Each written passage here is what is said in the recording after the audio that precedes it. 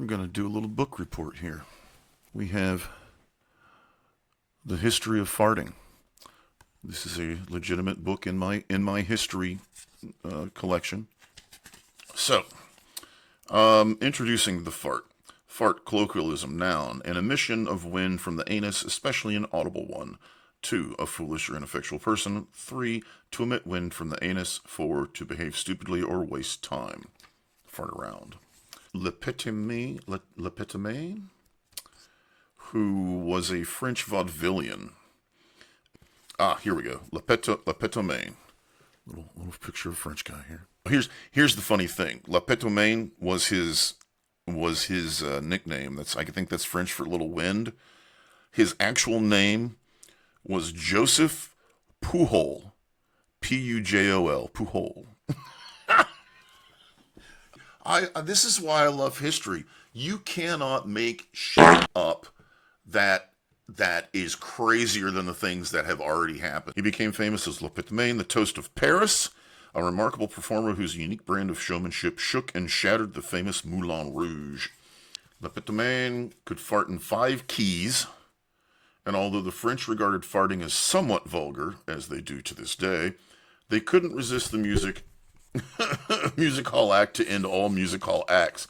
People were literally writhing about laughing, wrote one theater critic of her performance of Petomaine in early 1890. Women stuffed into their corsets were being carried out by nurses stationed in the hall, well displayed in their white uniforms. The young Pujol had a normal enough childhood, but in the summer he left school and an extraordinary thing happened. He was swimming at the beach with friends when he held his breath and put his head under water. He was astonished to find that his stomach immediately filled with cold seawater. Oh, God, through his anus. Oh, my God. He recalled the feat several years later when he was doing his military service, and his fellow soldiers immediately wanted to know if it would happen again.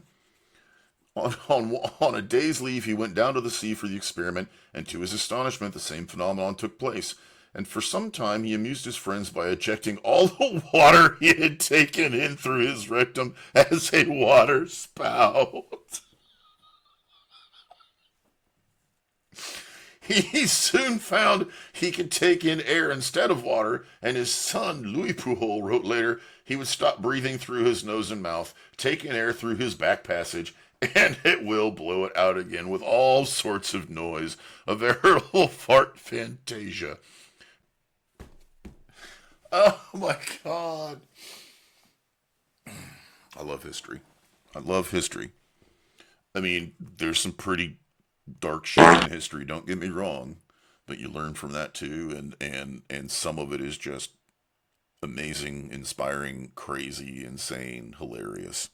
Pujol took what he called his musical anus to Paris in 1892. And became an outrageous hit at the Moulin Rouge at a time when other stars of Parisian showbiz included Sarah Bernhardt, Regine, Lucien Guitti, and Yvette Guibert, which I don't know who any of those people are, but I'm sure you've probably seen an old black and white picture of them somewhere. Le Petomaine made more money for his appearance than any of them. He presented himself with an ease of good humor which worked beautifully on the public. Ladies and gentlemen, I have the honor to present a session of Le Petomaine. The word Petomaine means someone who can break wind at will, but don't let your nose worry you. My parents ruined themselves scenting my rectum. Oh my God, don't worry. My parents bought enough perfume for my asshole.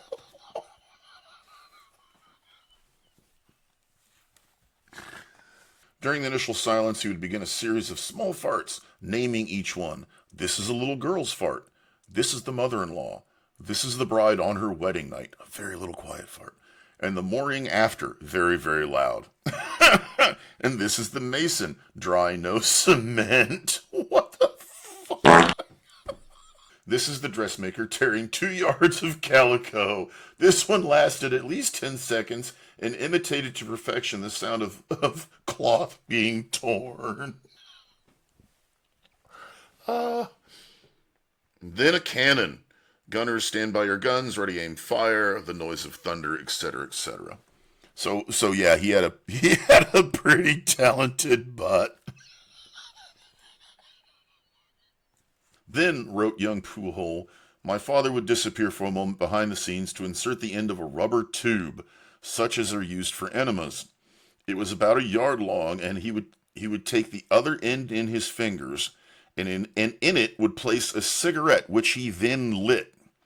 He would then smoke the cigarette as if it were in his mouth, the contraction of his muscles causing the cigarette smoke to be drawn in and then smoke being blown back out. Finally, my father removed the cigarette and blew out the smoke he had taken in.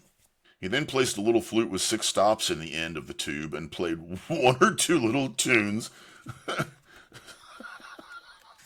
From the beginning of the audition, mad laughter had come. This soon built up in a general applause. The public, and especially women, fell about laughing. They would cry from laughing. Many fainted and fell down and had to be resuscitated. I mean, I've laughed harder reading this than I have in a while about anything. So yeah, I believe that. The fears, the feats of the great Le Petomaine trigger the imagination of generations of storytellers and imitators. In the United States, it gave rise to the legend of Gustave Andre Stool, the famous farting ventriloquist who, during the late 40s and 50s, is said to have amazed audiences around the country with his ability to throw a fart across the stage and into the audience. The catch.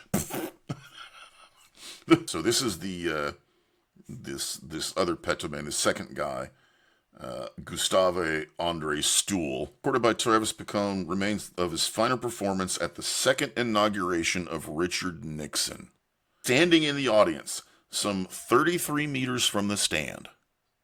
33 meters, 100 feet, give or take, from the stand. Stool threw a fart at the president right in the middle of the swearing in. At that moment, the Chief Justice turned to a colleague and was heard to whisper, "An ominous air hovers over this administration." Oh my God. Oh my God. So I've got a lot of different history books. That's one of the funner ones. I mean, they're all very interesting and have a lot of very strange and crazy ass stuff. I've got a couple others that might be interesting. I don't know that I need to get into them right now, but maybe I'll do more of this.